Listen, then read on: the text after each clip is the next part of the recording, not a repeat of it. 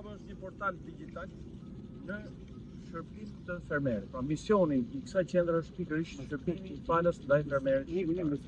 Ka një rubrikë pyet ekspertin ku shërbimi ndaj fermerit bëhet direkt. Ai është në punët e përditshme, kontakton me problematikën, e adreson pyetjen menjëherë te qendra dhe qendra APA e adreson te eksperti përkatës i fushës, duke marrë përgjigjen dhe zgjidhjen e problemit në mënyrën më të shpejtë.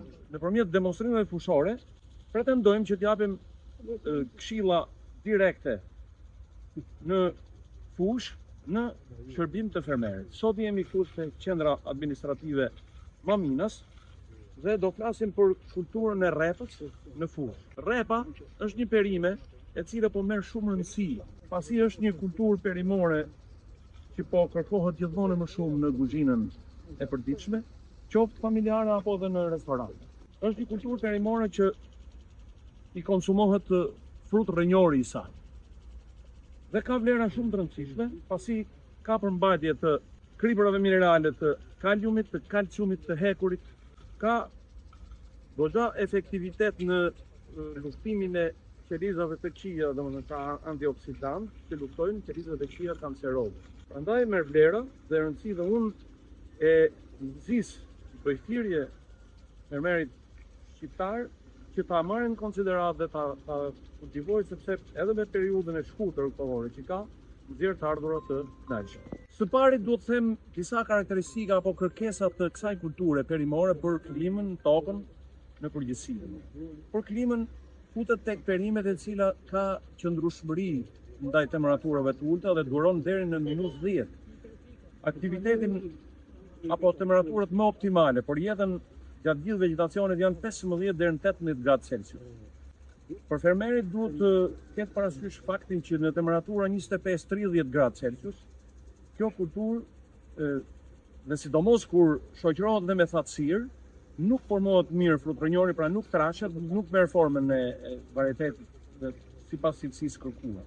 Prandaj duhet eliminuar ky fakt dhe kjo bëhet nëpërmjet afatit të mbjelljes, pra për të mos përkuar me këto lloj temperaturë.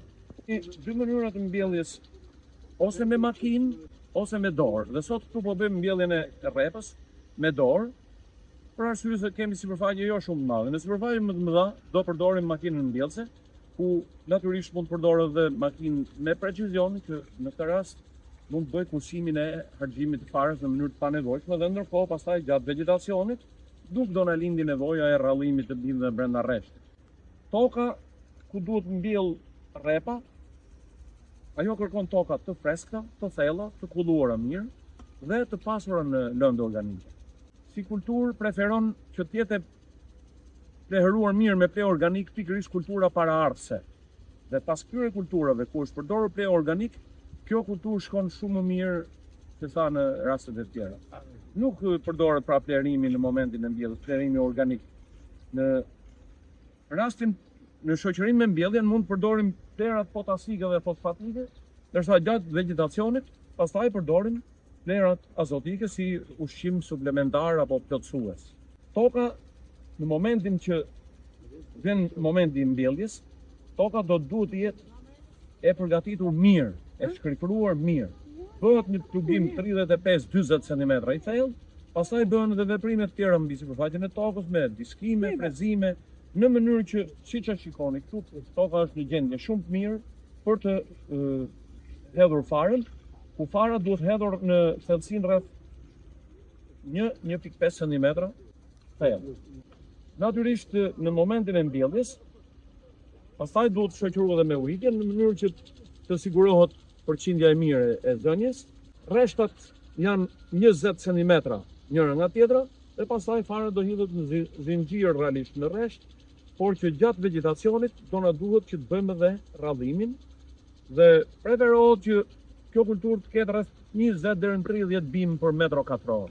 Këta janë pra disa nga kërkesat kryesore pra për tokën, përgatitja sa më e mirë e saj, krijimi një shtrati sa më të përshtatshëm për ta mbjellë farën dhe pas mbjelljes ujitja.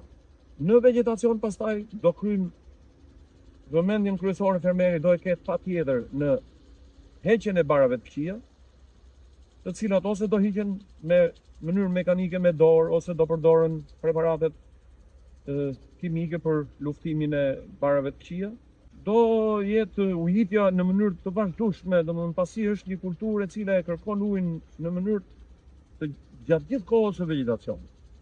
Në lidhje me problematikën e shërbimeve apo të problematikës së sëmundjeve dëmtuesve, unë mendoj që do jemi në një tjetër rast për ta trajtuar, por për sot unë në lidhje me kushtet e mbjelljes, kërkesat e saj për tokën, për klimën, mendova që t'i trajtoj siç i trajtuam dhe duke falendëruar për vëmendjen, duke i uruar fermerit vetëm sukses, ju falenderoj shumë dhe ju uroj shumë të mira.